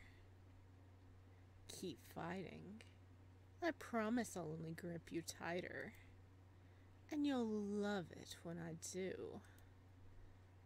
What do you want? I think it's quite clear what he wants. It's very clear what he's interested in, okay? You demand it, though the fear in your voice betrayed the defiance you were trying to summon. He chuckled, leaning in closer, his face hovering inches above yours. I thought it was obvious. He tilted his head, feigning curiosity, though his smirk betrayed his amusement. From the moment I saw you, his eyes roamed over your body, dark and predatory. I knew I had to have you. And now, you're out here, all alone. It's almost like you wanted me to find you. You followed me? You accused, the defiance in your voice faltering beneath the weight of your terror. Oh, darling, I didn't have to. That cozy little fire of yours was just begging for company. Were you waiting for me to share it with you? I don't have anything. Take my gold. Take whatever you want. Don't say take whatever you want. He's gonna take something else. Just leave me alone. And what would I do with your scraps of gold? Releasing your wrists, his hands trailed over your shoulder, lingering there before his fingers traced the delicate curve of your collarbone. What I want is something delicate, something that bends under my touch. His fingers trailed down your chest, lingering with deliberate slowness. No, darling. I'm here for you. Please, you begged, tears prickling at the corner of your eyes as his touch slid down your chin, tilting your face toward him. Don't do this. Oh, don't stop now. He purred, his tone mockingly tender. Go on. Let me hear you. Beg me to stop. Don't hold back now. Scream if you want. Cry if you have to. But don't stop begging. I want to savor every little plea. The way your voice shakes. The way your body trembles beneath me. It's intoxicating. Do you have any idea what you're doing to me right now? You clench your eyes shut, bracing for what was coming. His weight pressed heavier against you, his hot breath against your skin. Look at you. Given up already? Good. It's better this way. I always get what I want. And what I want is you. Every piece of you. Every broken, trembling piece. He murmured, his lips ghosting along your neck. So stop fighting it, darling. No one will hear you. No one is coming to save you. His hands drifted lower, fingers brushing over your ribs before dragging deliberately along the curve of your side. His touch unhurried and calming, savoring the way your body flinched under him. No one is taking you away from me. His fingers curling just enough to press into the skin of your hip. You're all mine. Every ounce of hope drained away, leaving only despair as you accepted your helplessness. And then, was that an arrow? That sounded like an arrow. A sharp whistle tore through the air, slicing the tension in an instant. Clyde's body jolted violently above you, his breath hitching in a choking gasp before his weight slumped forward, crushing you beneath him. A wet thud accompanied his collapse. Oh? We did hear a ting-ding, remember? Like, it sounded like metal. Is it our boy? And is Clyde dead? He kind of deserves it. You open your eyes to the horrifying sight of an arrow buried deep beneath his eyes. Oh my god. Between his eyes. Holy crap. Yep, he did. Blood streamed from the wound. The jagged shaft protruding grotesquely from his skull, his fletching still quivering from the impact. What? You whispered, your voice shaking as you shoved his lifeless body off of you, your hands trembling. His dead eyes stared blankly upward, his smirk frozen in grotesque mockery. Blood pooled beneath him, soaking into the dirt. A metallic tang sharp in the air. Everything had happened so quickly. Your mind struggled to keep up. Forcing yourself to your feet, your legs wobbled beneath you as you scanned the dark woods around the clearing. Shiny! Shiny! Just then, at the edge of the clearing, a faint glint caught your eye. The cold, reflective sheen of a blade. The figure holding it lingered only for a moment before disappearing soundlessly into the forest. Aunt Tom, is it you? Your heart pounded, your body frozen as you stared into the darkness. Whoever had saved you, or killed Clyde rather, was gone, vanishing as silently as they had come. The thought chilled you to your core. The fire crackled softly behind you, but its warmth no longer offered any comfort. What had once been a sanctuary now felt like a trap. The forest closing in around you with unseen eyes and hidden threats. You kicked dirt onto the fire, extinguishing its light as quickly as you could. Fear gnawed at you, urging you to move, to flee from the clearing of its lingering sense of danger. Wrapping your coat tightly around yourself, you found a towering tree with thick roots curling upwards like a cradle. You huddled beneath it, curled into a small ball against the cold earth, your heart racing as you tried to make sense of it all.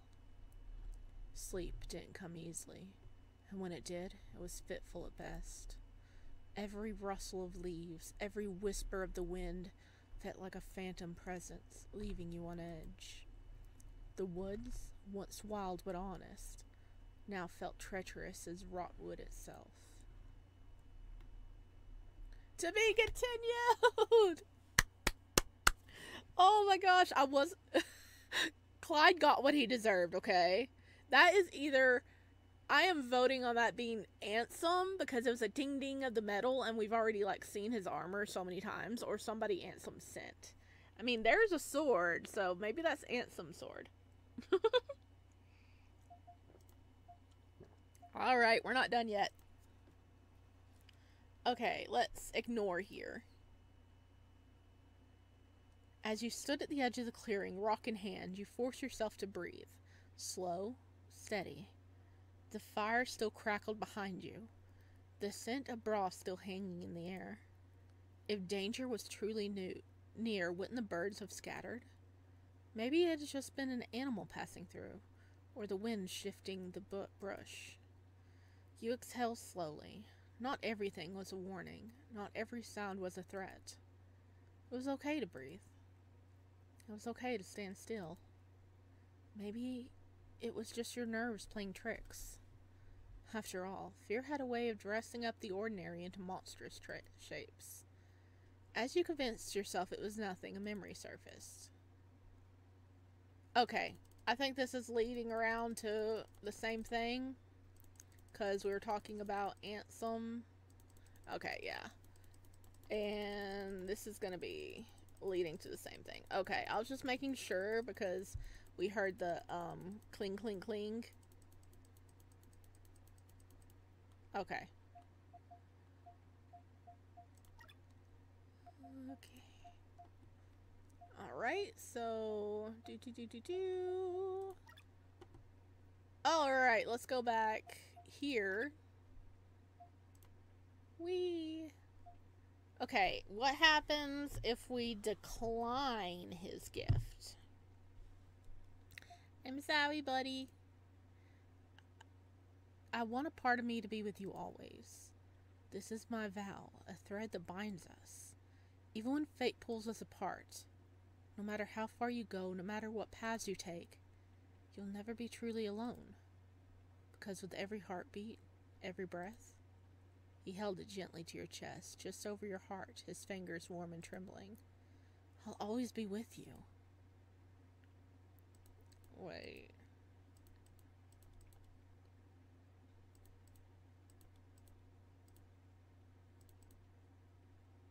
Wait, I thought we denied it. Did I hit the wrong one? Oh, I hit accept. Sorry. Decline. I'm not sure if I can accept something so precious, Ansem. If anything happened to it while I was gone, I'd never forgive myself. His hands lingered in the air a moment longer before his fingers curved inward as he slowly withdrew the pendant. I understand. He's so disappointed. He held the pendant gently, running his thumb across its surface with what quiet reverence. Then, with a soft exhale, he slipped it back into the space between the plates of his armor, nestled close to his heart. It was foolish of me. I just thought, if I cannot be by your side, then at least let me leave a piece of myself for you to hold.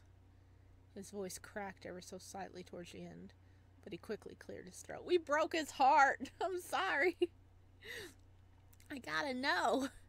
You stepped forward, wanting to say something, anything, wanting to ease the quiet pain behind his eyes. No need to fret. I'll manage like always, he said quickly, as if trying to convince himself. Underneath the sadness, a sincere, almost fragile smile bloomed. Your safe return is all I asked for. You hesitated, then nodded. I promise. His eyes clung to yours, haunted by the fear of an inevitable goodbye. Take care, Sparrow. Although the guard beckoned, Ansem paused, bargaining silently, offering one final gaze heavy with all the words he couldn't bring himself to say. He turned, hesitant, his steps betraying a heart not yet ready to follow. The light shimmed his armor, but there was no shine left in his stride, only the heaviness of goodbye. You stood alone now, silence wrapped around you like a heavy coat. The pendant was not in your pocket, yet its absence pressed against you all the same.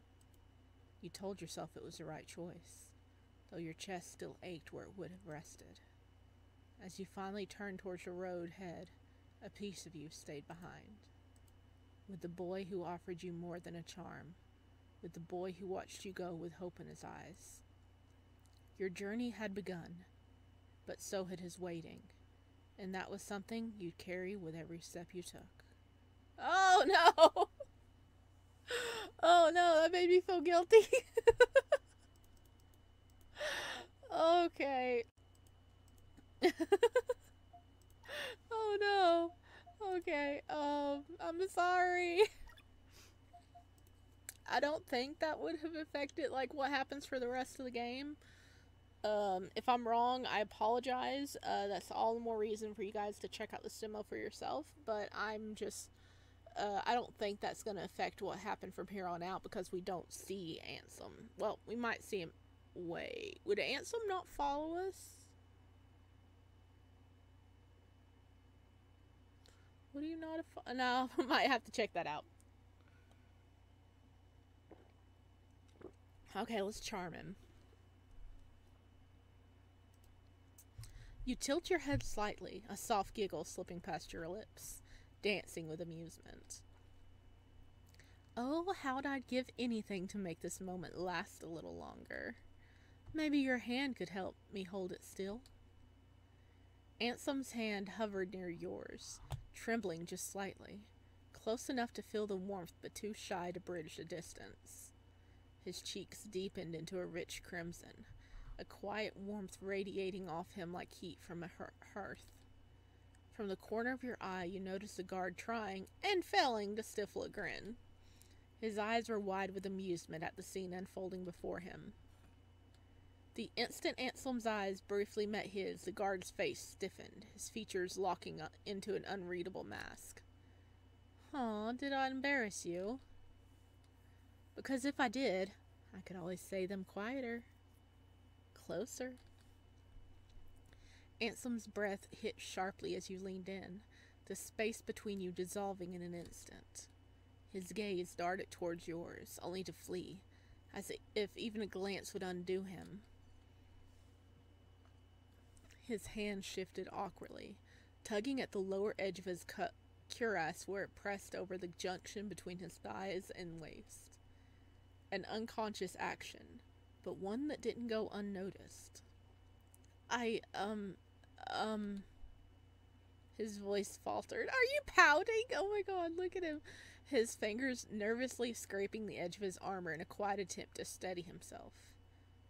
It's just, well, there's a time and place for everything, right? He drew in a steady breath, shoulders lifting before settling into a familiar, composed stance. He met your gaze once more, and in place of shyness, there bloomed something earnest. Promise me you'll return. I promise. Ansem gave you a long, searching look, then nodded. Take care, Sparrow.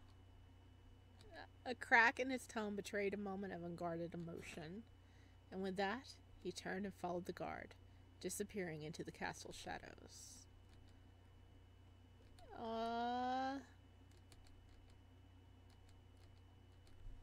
That was cute. Okay, what happens if we do nothing? Yep, right there. Do nothing. It was evident. Okay, what a word. It was evident just how hard he was trying to keep his calm. You didn't want to embarrass him any further, especially with the guard present. He drew in a steady breath, shoulders lifting before settling into a familiar, composed stance. He met your gaze once more, and in place of shyness, there bloomed something earnest. Okay, so, dang it. he gets to just be composed. We're not poking at him. Oh, come on, it was fun. It was fun to do that. Okay. Alright, this is the last bit we gotta check out. We said no thank you last time. What if it's not necessary? That's not necessary, you said quickly, but he waved off your protest. Don't be shy. Come on, it's just a drink. Don't go breaking my heart, will you? He purred, sliding closer until your knees almost touched. I insist. What kind of man would I be if I didn't treat a beautiful stranger to a drink? The barmaid returned with 2 mugs, placing them on the table. He pushed one towards you, his fingers brushing yours deliberately. Go on. Drink it up. It'll take the chill out of your bones. Or would you rather let me warm you up instead? Oh, he's coming on strong. You hesitated, but the smug glint in his eyes dared you. Reluctantly, you took a sip, the fiery liquid burning your throat. He watched you with an almost predatory fascination, his grin widening as you set the mug down. There it is. A little color in those cheeks. Told you it'd help. So, he drawled, leaning back in the chair, his arm now casually draped over the back of your seat. What's a sweet thing like you doing out here all alone? Don't tell me you got a death wish. I'm traveling, you replied curtly, hoping your short answer would discourage him. Well, aren't you intriguing? Travelers don't usually come this way without reason.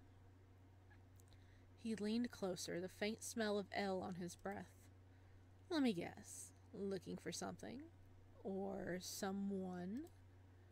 Maybe someone tall, handsome, and conveniently sitting right in front of you.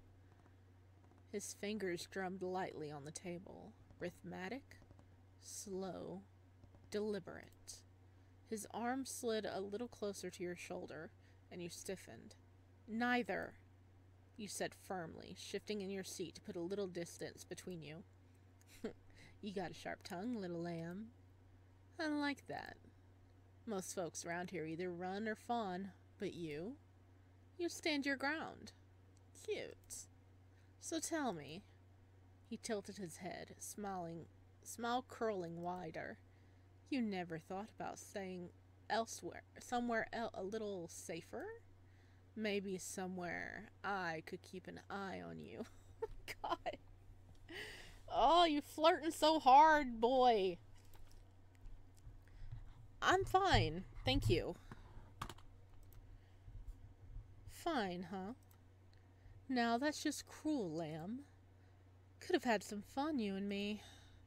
You don't know what you're missing, but I get it. Playing hard to get makes the prize even sweeter.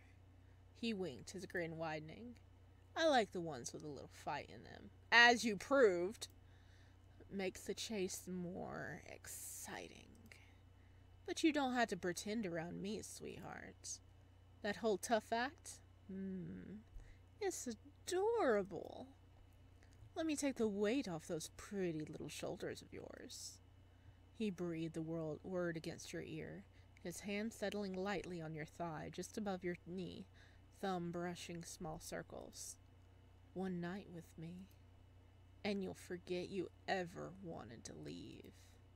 Before you could respond, the tavern door creaked open and a lanky, anxious-looking man rushed in, his clothes soaked from the storm. He spotted your companion immediately and made a beeline for the table. "Boss!" the lackey stammered, his voice trembling. "Someone's here to see you, boss." Clyde didn't even spare him a glance. "Then deal with it. Can't you see I'm busy?" He gestures towards you with a lazy smirk. "I've got company." The lackey swallowed hard, his eyes darting nervously between you and his boss. He leaned in closer and whispered, but you overheard him clearly. But boss, it's someone from the Royal Vanguard. He specifically asked for you, and said it's urgent." He finally got his attention. His smile vanished, replaced by a scowl as he turned to glare at the lackey. "I thought I told you idiots to take care of it." The lackey fidgeted, his face pale. We did, but... Useless," he snapped, shoving his chair back as he stood abruptly. His hand slammed against the table, making you flinch. "Every last one of you. Useless." He turned back to you, his grin returning, though it was sharper now, less amused and more calculated. "Don't go anywhere, lamb. I'll be right back." Royal Vanguard? I got questions. Before he could respond, he stormed out of the tavern, his lackey scrambling after him like a scolded dog. The door slammed shut behind him, leaving you alone at the table, your pulse racing. You stayed frozen for what felt like an eternity, the tension in your chest threatening to choke you. Minutes passed, but he didn't return. Seizing the opportunity, you slipped out of your chair, moving towards your door as inconspicuously as possible. Every step felt like a gamble, but you made it outside without incident. The air hit you like a wall as you stepped outside. The silence was unsettling, a stark contrast to the storm you were expecting.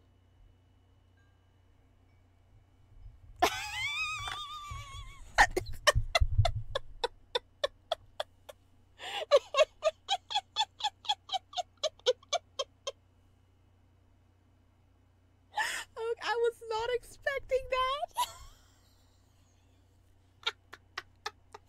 It is handsome, isn't it?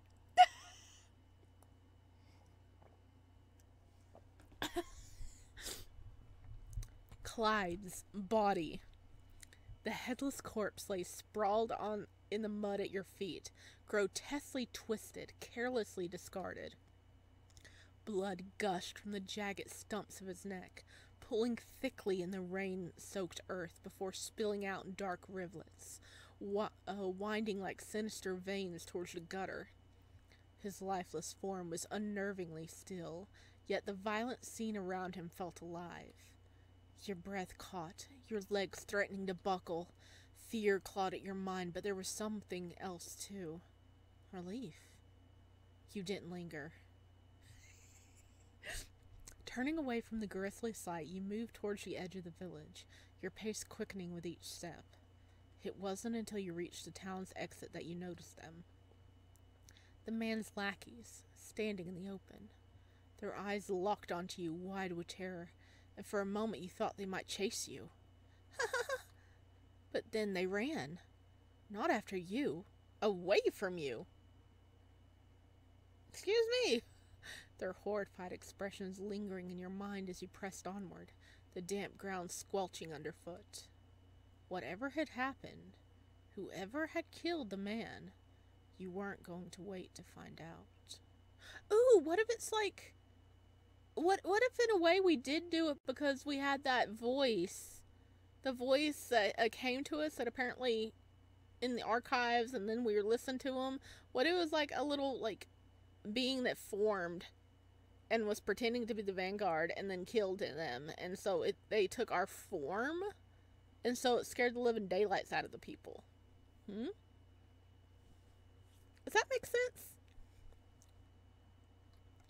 The rain had stopped, but the storm hadn't truly passed. You just had to keep moving. Okay.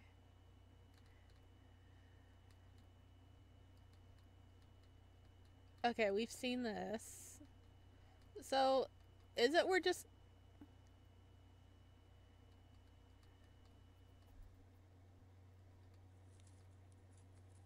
Okay, is it just gonna be like automatically the first or the other ending?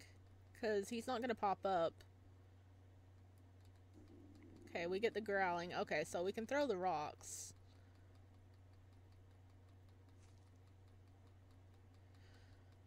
Okay, no, we don't even have to throw the rocks. Okay, cool.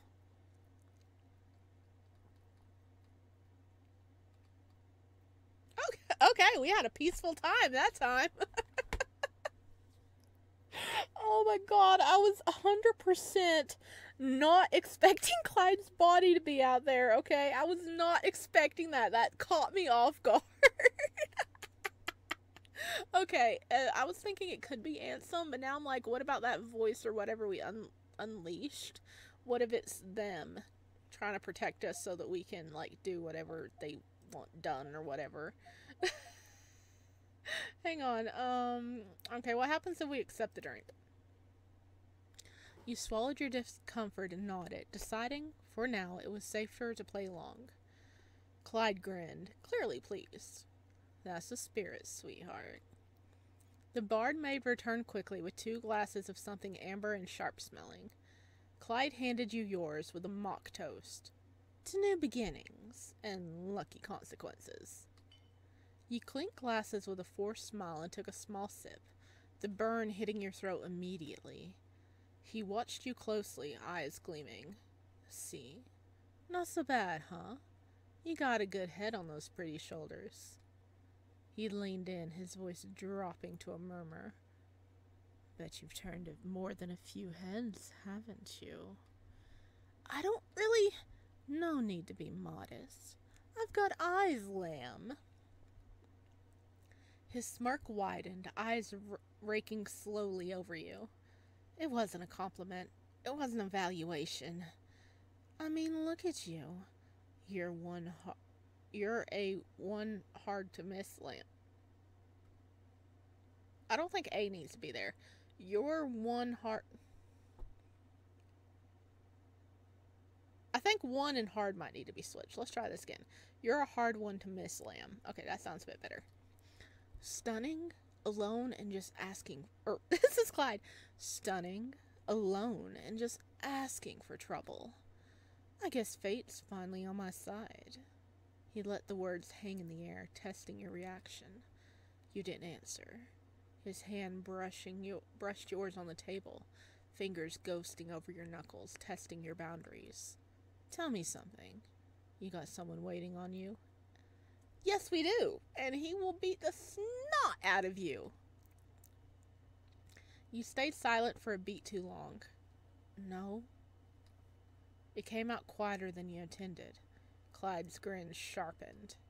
Didn't think so. A little lost lamb in a den of wolves. You put on a brave face, but I can tell. Rotwood's got you rattled. You leaned in further, his voice lowering to something almost intimate. But hey, you don't have to be scared. Not with me around. One second, his hand brushed against yours. The next, his arm wrapped around your shoulders with the kind of ease that said he didn't need permission. He didn't even look at you. He already knew you wouldn't move. I can keep you safe. Real safe. I've got a place not far from here. Warm. Quiet. You'd be treated real nice. That's not... I just needed a place to rest. You tried to keep the tremble from your voice. Clyde didn't seem to care. Oh, I'll give you rest, sweetheart. All the rest you need. His voice was smooth, practically purring with the promise of more. He let out a smug little laugh, eyes practically glowing with confidence in your compliance. You don't have to play tough with me. I can make it so easy for you. He let his arm slip casually around your waist now, tugging you a little closer, enough that you could feel the heat of his body next to yours. Let me show you how much easier things can be. His breath fanned your ear, and for a split second you felt yourself losing your composure. Oh, don't look so tense, little lamb. I don't bite. Unless you want me to. You could feel his fingers splayed across your side now. Possessive. Claimed. Your drink set untouched in your hand, the room pressing in around you. Before you could respond, the tavern door creaked open, and the lanky, anxious-looking man rushed in, his clothes soaked from the storm. Okay, so he gonna die. Well, this is nice to know. Clyde's like a scumbag, thinking with his other head, and he's gonna die in every every opportunity. Okay. Ta-da! Alright, okay. And there we go. That is Where Eternity Sleeps, the demo. Okay. I did enjoy this. I'm glad I played it. I'm sorry, my brain went blur for a second. I actually filmed this over the course of a couple of different days. Like the first bit, I recorded one day, and then I came back to it another day, and I'm very glad I did. I don't think I was in the mindset to like enjoy it whenever we were first playing the first bit, but it picked up. It picked up like right after we got through all of the opening parts, and whenever we hit the archives, everything started to pick up there. Mysteries were dropped. We got to interact one-on-one with Ansem. All these beautiful like descriptions of journeying out, and then Clyde had to keep us on our feet. Oh my god. But I loved it. I really did love it. I did. I really did. There's so many questions. I'm wondering who our little passenger is. And the thing with the rabbit was spooky, okay? Normally I'm really chill about things, but I really do not like any form of animal death in games. Like if it's briefly mentioned, okay, yeah, I don't like any depictions of animal death. And I didn't like the picture. I know it was censored, but I still didn't like the picture. But I do like the twist that something was possessing the rabbit and staring at us. It's one of those where like, something is wrong here. Something is wrong here. So that point came across very well. I'm glad it wasn't like drug out or anything, but it really did get the point of something is very, very wrong, and it was creepy. I'm glad Clyde died in all the parts. Yes, he was pretty, and I flirted with him at first, but he's a scumbag. He's a scumbag, and he deserved it. I actually think I like him being decapitated more than the arrow, because That seems like more more something he deserves, because I think the arrow like hit him so fast he didn't know what was going on, so he was still smirking. But I think he would see his head being chopped off a little quicker, or I'm like it it would linger a bit more, so he would know he freaked up. I love that his head's just gone. So actually, was somebody here to retrieve a bounty on him and just took his head because, take the head for identification um purposes, because his head isn't there. Yes, have I been reading a long book where people have been collecting heads for bounties? Yes, I have. Um, so that's what I'm thinking of. I still kind of would see that if Ansem was following us, because it's a toss up between either Ansem is following us and staying in disguise, because we heard a ding ding of metal when we were throwing rocks, and he's protecting us from a distance.